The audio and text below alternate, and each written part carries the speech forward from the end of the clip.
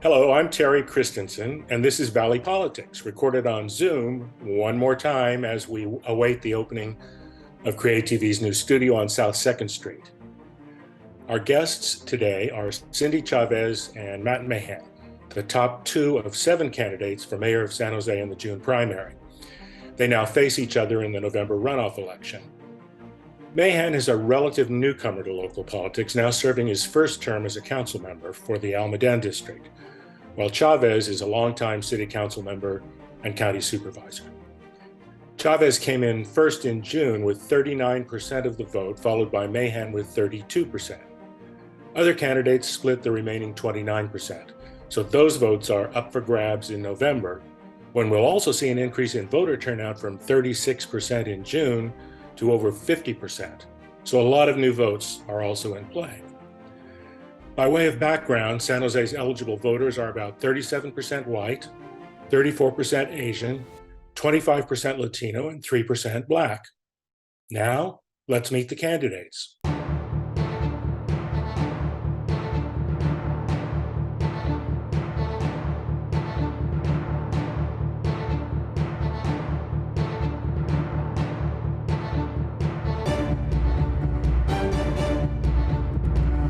Welcome, everyone, and welcome Matt Mahan and Cindy Chavez.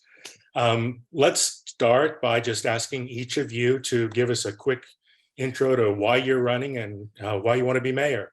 Starting with you, Cindy. Well, thank you so much. And it's really an honor to be on your show. I have been a part of San Jose's community for over 40 years. I love San Jose. It's an amazing, amazing place. Having had the opportunity to serve on the Board of Supervisors, one of the great experiences that I had, frankly, was working with all of you to fight COVID-19. I've chosen to run for mayor because I have seen what we can do when we work together. We literally save lives. And I'd like to turn my attention to addressing public safety, homelessness, affordable housing, and getting San Jose cleaned up again. And the best way to do that is to make sure all levels of government are working closely together and that we're deeply engaged with our neighborhoods, the business community, our nonprofit community. That is how we've had the best results in every area that we've really dug in to fight for. And I'm ready to fight for San Jose. Thank you, Cindy. Matt Mahan.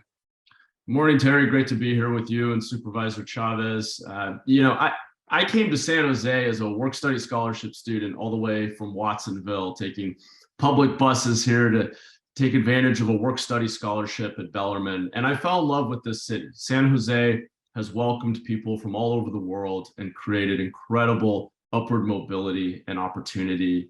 And I knew I wanted to come back. I did after college as a public school teacher. I've built a couple of software companies. My wife and I are raising our 2 little kids here. We're very invested in the future of San Jose. And frankly, I'm concerned about the direction we've been heading in as a city. Homelessness has been getting worse. Affordable housing or lack thereof has gotten worse. Trash and graffiti and blight. Crime is up now. And so I really think that we need some fundamental change in our policy approach. And that's why I'm running, and I'm excited to talk about some of my ideas for the future of our city.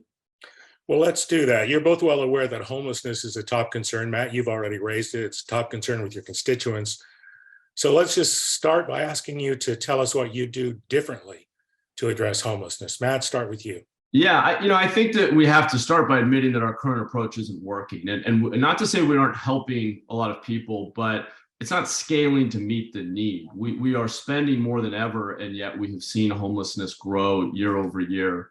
And I think we need to acknowledge a couple of things that we have to do differently. One is we are spending too much to scale up the housing that we need to provide our homeless population. At $850,000 a door, we're just not going to get there. So I have been fighting for transitional housing built with prefabricated modular units on government-owned land to bring that per unit cost down so we can scale up those safe indoor individual housing units for those who need them. I also think we have to acknowledge that at a county and state level, our approach to addressing behavioral health, addiction, and mental illness has been lacking. I want to see us scale up. And as mayor, I will be an advocate in Sacramento and to our county to scale up inpatient care and the laws that allow us to compel people to come indoors to get the care that they need. And those are the two areas: scaling up basic cost-effective housing and addressing underlying root causes more effectively are places where I think we've really been falling short for far too long. Cindy, you've been involved in this for a long time. What would you do differently as mayor? Well, one of the most important things that we have to look at is understanding the problem well enough to be able to have the right solution. And as a member of the Board of Supervisors, we at the county decided to weigh in and help the cities be able to address housing, because cities address housing, counties address services. We leaned way in, all of our community did with Measure A. And what we've been able to do over the last 5 years is house almost 20,000 people. That is getting to scale. The problem is that we don't have enough available affordable housing, and we have to be able to do multiple things. It's not a one-trick pony. We have to build more affordable housing. We have to build interim housing and stabilize folks so that they're better able to stay in the permanent housing. And we need to do all of that in a collaborative way. One of the biggest challenges we have is the delta between the city and the county. As an example, the cities invested as they should in tiny homes and other solutions, which I think is great. As a matter of fact, the county's doing the same thing. The difference is we're getting the folks that are staying in our shelters permanently housed. That's not happening in the city of San Jose. And that's because of a lack of collaboration between the city and the county. And we can stop that. That's a very, very simple thing to fix. And it just requires all of us to get around the table, put all our chips on the table and share and get the work done. Okay, thank you. So this is kind of a pet peeve of mine, but at any given time over the last few years, the city's had hundreds of vacant positions: police, planning, animal control, all the departments, which means citizens don't have timely access to many city services. What can you as mayor do to get these positions filled? Cindy, start with you. Great question. And I would just be frank that it's a challenge not only in the government sector, but private sector as well. And one of the challenges we have is that we have a lot of people who aren't able to go back to work yet, in part because they lost their childcare during COVID. We've lost almost a third of all of our childcare facilities, in-home facilities as well. And what that means is you don't have reliable, safe childcare, and people are trying to get back to work while they're trying to keep their families intact. So one is the city can play a leadership role, as it has already, and the state in making sure that we have more childcare available. But second is we have to work with our employees and our organizations to do the kind of outreach and have strategic solutions. As an example, in the planning department, which is incredibly important, it's the goose that lays the golden egg for the city. That has a 20% vacancy rate. I spoke to the employees there, and one strategy that we've talked about is having a public-private partnership where we have a private sector company come in, help us catch up on the backlog while we're hiring employees, restructure those jobs so people want to stay in them. And that's a big problem for us, is retention. And work with those employee groups to make sure we can do that. And I'm very excited to approach that with planning and with public safety. I have the support of the Police Officers Association. And one of the things I talk to them about is, if I'm going to be elected mayor of San Jose, are you going to help both recruit and retain the best and the brightest? And they're all in. Matt, filling vacant positions. Yeah, this is a solvable problem, and you are absolutely right that the vacancy rates are unacceptable. The planning department actually has 26% vacancy rate, and we already do outside plan check with private companies, and it's not nearly enough. Part of our challenge as a city is that we're trying to do too many things. And as mayor, one of the few powers you have is the ability to propose the budget. And my proposal is to do fewer things and do them well. And that starts with paying people well enough to be able to survive here and to retain them. Right now in our planning department, we get people to 5-6 years of experience, and they go to a neighboring city where they can make 20% more and have actually a lower workload. As long as that's the case, the incentives are too strong for people to leave. So we have to pay the employees we have well enough to keep them here. I also think that the city needs to move into a much more proactive posture when it comes to recruiting. Most recently, after being a public school teacher, I was in the tech sector for about a decade. And that's where believe me, the war for talent is incredibly intense. And you have folks in companies full-time proactively sourcing candidates, reaching out to people, pitching the company, in this case, pitching the city. We need to be out there much more aggressively, telling our story, marketing the city of San Jose, proactively reaching out to folks who aren't even looking for a job right now to try to recruit them to San Jose to fill those roles. And planning has to be priority number one, along with our police department, which is severely understaffed. Well, those are both good answers, and I'm not supposed to answer my own questions, but I would just point out to our future mayor here today that there's an amazing resource pool across the street. That's right. City Hall at San Jose State University. And I don't think the city has ever done as good a job as it could of letting San Jose State students know there are these pretty good jobs right over there for all sorts of people. So forgive me for contributing. So next we have a question from Victor Vasquez of Somos Mayfair and the Si Se Puede Collective. Here's Victor. Hello. Given the ongoing displacement and impact of COVID to our San Jose families, we have seen a greater need for community ownership models, home ownership, childcare development, access to food, investment in a creative center, and also job development. What is your plan to ensure that neighborhoods like Mayfair and others have substantial neighborhood-wide investment that is accessible to undocumented and documented families? Thank you. Matt, we'll start with you on this one. Yeah, thank you for the question. I think the way to approach this is to use data to guide us to getting to equitable outcomes.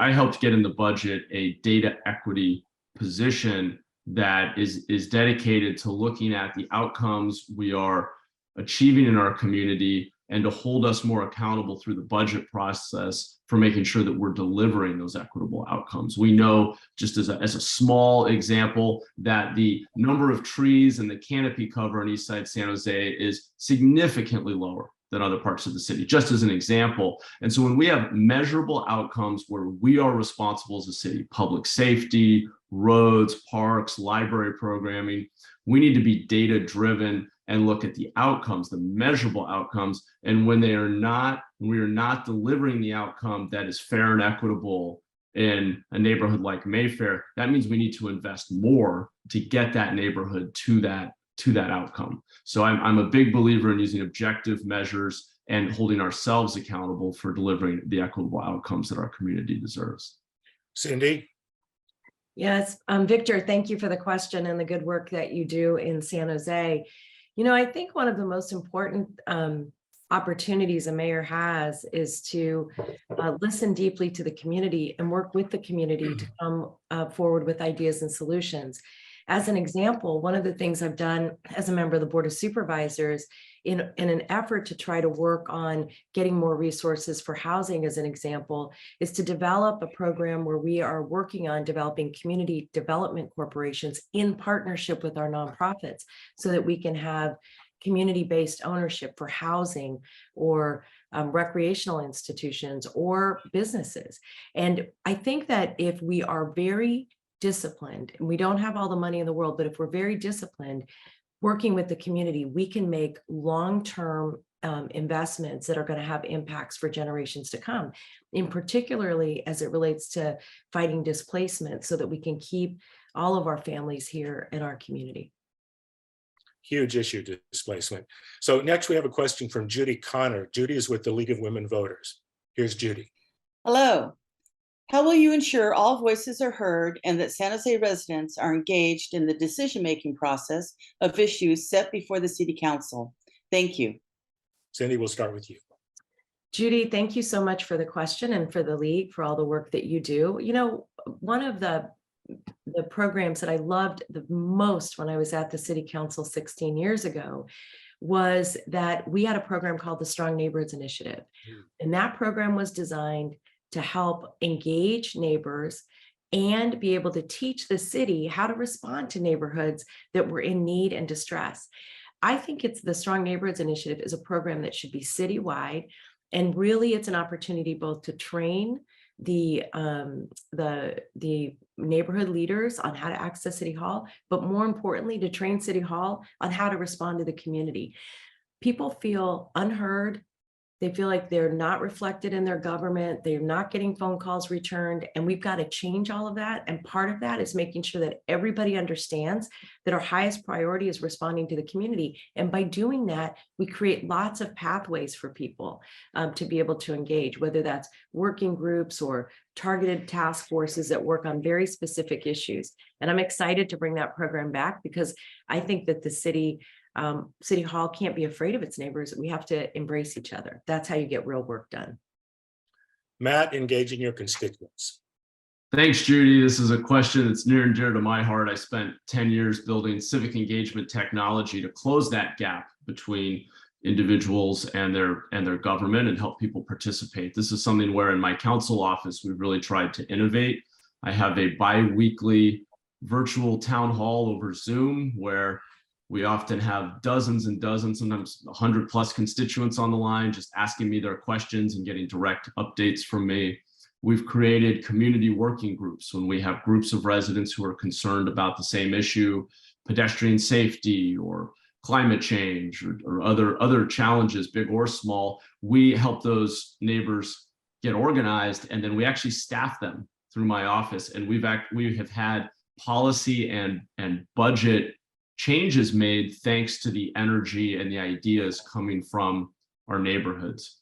We've also set up a constituent services portal. I'm a big believer in having a strong culture of customer service and resident empowerment at City Hall. And so we've built a system to increase transparency so people can see the questions that they've asked, that other people have asked, how quickly we are responding and get their answers faster. I think there's a lot we can do. The list goes on and on. I'm also a big supporter of strengthening our neighborhood associations. Just in my first year in office, we had 4 new neighborhood associations formed in District 10 as we really went out to the neighborhoods and helped people connect with each other and get closer to their government. So it's a real passion point for me. Many more things that we can be doing, but in the interest of time, I'll leave it there, Terry. Okay, thank you. Now it's time for our lightning round. So it's one-word answers, please. Who's your favorite previous San Jose mayor? Which previous San Jose mayor do you most admire, Matt? Oh my gosh, that's not fair, Terry. Give up? Cindy, what about you? What's that? Do you have an answer, Matt? Well, I'll go with Sam Liccardo. I think he's done. I think he has really. Well, I'm only getting one word. Go ahead. Yeah, Sam Liccardo. That's good enough. All right. Cindy, your most admired previous mayor? Susan Hammer. Cindy, what's your favorite new building downtown? Oh, I don't have a favorite new building yet. That's okay, Matt. I just went on the roof of the Miro Towers and I was really impressed. Miro's my pick too. Do you support the Community Opportunity to Purchase Act, or COPA, Matt? Not as currently proposed. Cindy? No. Cindy, Mercury News, Spotlight, or NBC Bay Area? Oh, I couldn't choose between them. Matt? Mercury News. Matt, your favorite farmer's market in San Jose? Princeton Plaza. Cindy? San Pedro. Cindy, do you support Mayor Liccardo's proposal to require liability insurance for gun ownership? Yes. Matt? Yes. Matt, this is a tough one. Earthquakes, sharks, or San Jose Giants? Oh, I can't choose between them. That's like choosing between your children. Cindy? Love them all. Cindy, do you support or oppose closing Reid-Hillview Airport? I support it. Matt? I am on the fence depending on, we need a proper transition plan. It shouldn't be a political football. Okay, Matt, do you support or oppose California Proposition 1, the constitutional amendment guaranteeing reproductive freedom? Support. Cindy?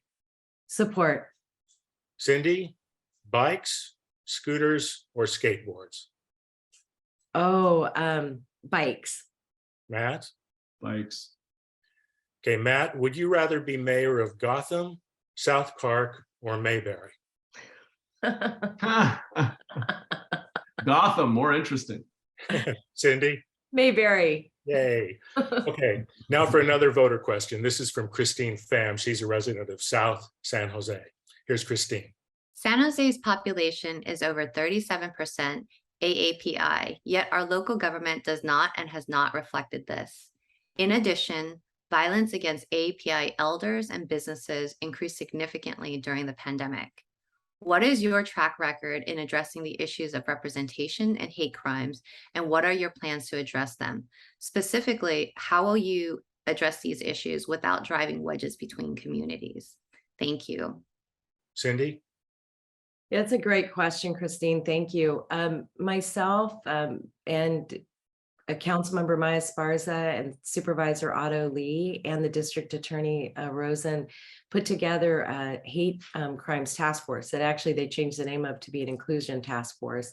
And out of that, we're developing programs like Warm Lines so that people have a way of reporting hate crimes, because we know one of the things that we absolutely need to address is that. Since I've been active in our community, I have supported a number of elected leaders to become, candidates to become elected leaders, including Min Pham and Leon Nguyen and Von Lay. And I think it's extremely, extremely important that the government looks like our community. And I think the way to keep it from, frankly, from people attacking each other is to continue to build deep and meaningful relationships across organizations and across ethnic organizations, and making sure those groups are connected to each other. It's one of the reasons I admired Susan Hammer so much. She brought together a diversity and inclusion task force that really set the stage, I think, for San Jose to be a more welcoming city. We need San Jose to succeed. We need to be able to demonstrate that one place in the world can thrive and prosper and do that with safety. And it would remain a priority of mine. It has in my public service and will be for the rest of my life. Thank you, Cindy. Matt? Christine, thanks for the question. I think it's an important one, and I think it's frankly unacceptable that our city, nearly 40% Asian American, has not had that representation on the council recently.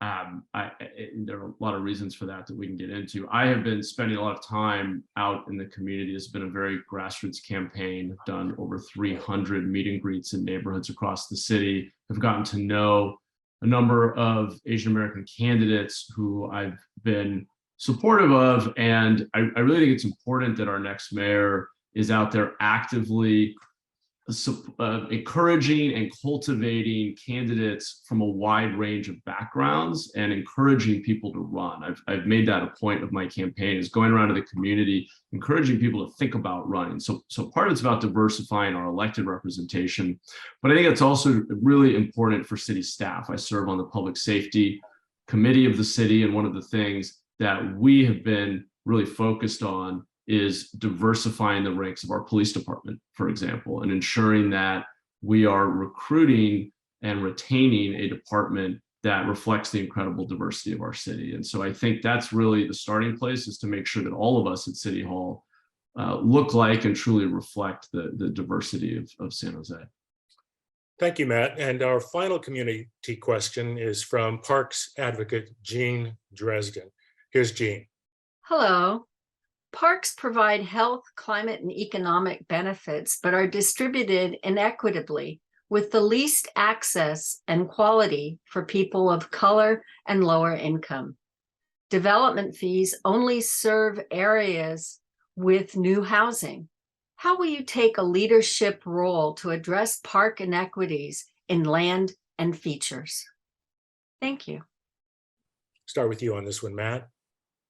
Thanks, Jean. I appreciate your incredible advocacy for our parks, and it's a shared passion. As you know, I helped start one of the Friends of groups for a local park here in District 10. I actually think we need to look at that distribution of funding. I don't think that it makes a ton of sense to tie funding for parks solely to the area in which development's happening. I get the logic that it's a local impact, but frankly, we're going to need to shift away from thinking about parks as solely acreage per population and start looking at the quality of the park, the amenities, the intensity of use. And I think it'll be appropriate to also look at redistributing that funding a bit to be more equitable, because we're going to continue to have neighborhoods that will not see as much development and frankly may not have the infrastructure for that development, but still need high quality parks that are well maintained and need that access to parkland within a short, hopefully 15-minute or less walk. So I'm very open to re-examining that formula. Cindy, parks equity? Yes, thank you. You know, one of the things that's so amazing about the parks in our community is that for a very long time, they've survived without the kind of investment that's incredibly necessary. So Jean, I appreciate the question very much and the leadership that you've played on all of these areas. We have partners, the Open Space Authority, Mid-Penn, the state is really interested now in investing more. And I think that part of our approach has to be that the city prioritizes open space and parks in such a way that our advocacy is really focused on being concrete about not just the condition of the parks, but how many acres we want to expand in. What are the different areas of parks that we need to expand in? For example, when I was on the city council, we doubled the amount of park space, of neighborhood park space in downtown San Jose. And that included adding our first skate parks, our first dog parks. And we did that really in partnership with the community and looked for outside funding. One park we actually used 13 different funding sources to fund one of our largest downtown neighborhood parks. So it can be done. It just needs to be prioritized, and it will absolutely be a priority for me. Thank you both. I have a bunch more questions, but we'll have to do those offline, I guess, because we're down to the last couple of minutes. I do want to give you both a chance to close, and let's start with you, Matt, on that. Thanks, Terry. It's been a good conversation. Appreciate all the thoughtful questions, especially your tricky lightning round. I'm running for mayor because I know we can do better as a city. I have been disappointed in the trajectory that we have been on, and I think it's going to require us to demand and set higher expectations for government, not just at the city level. I think as a big city mayor, my responsibility will be to also point out the policy changes we need at a county and state level to deliver the outcomes we need on homelessness, on housing affordability, on public safety, which we didn't get into nearly enough in this conversation today. And to do better, I think we have to do fewer things. I think we have to be focused. I think we have to set goals, measure performance, and be accountable. And to me, that really starts with not just setting those goals, but tying our pay increases as elected officials to delivering results. We are spending more than ever, and the outcomes have not been what our community expects. I think we can do better. I know we can do better, but it's going to require us to work differently at City Hall. And that's really what I'm advocating for, is a different way of operating within City Hall. So I appreciate the opportunity to be here and look forward to continuing the conversation with everyone out on the campaign trail. Thank you, Matt. Cindy, you're on. Thank you so much. And thank you, Valley Politics, for hosting us today. You know, I am running for mayor of San Jose because I am confident that we can address homelessness, improve public safety dramatically, clean San Jose up, and make sure we're building affordable housing. And when I say these are the things that I want to do or I can do, I'm saying it because I have a track record of getting things done. The county, under my leadership, played a huge role in saving lives during COVID-19. And by the way, not just me, but working with lots of other people, including every city in the county. We, at the county level, saved 2 hospitals, 451 beds, 2 emergency rooms. I led on that. Challenging, tricky, you bet. But what we need in City Hall is the experience to make the change we all want. And that's why I'm running for mayor. I would be honored to have your vote. Thank you. Matt Mahan, Cindy Chavez, thank you very much for being with us today. Good luck with your campaigns, and thank you for running. Thanks, Terry. Thanks, Terry. We'll be back next month with analysis of the outcomes of the November election. Meanwhile, you can follow us on Facebook, and you can catch up on all of our previous shows on our website at creatvsg.org or on YouTube by searching for CreateTV San Jose. And now, that's all, folks. Thanks for watching.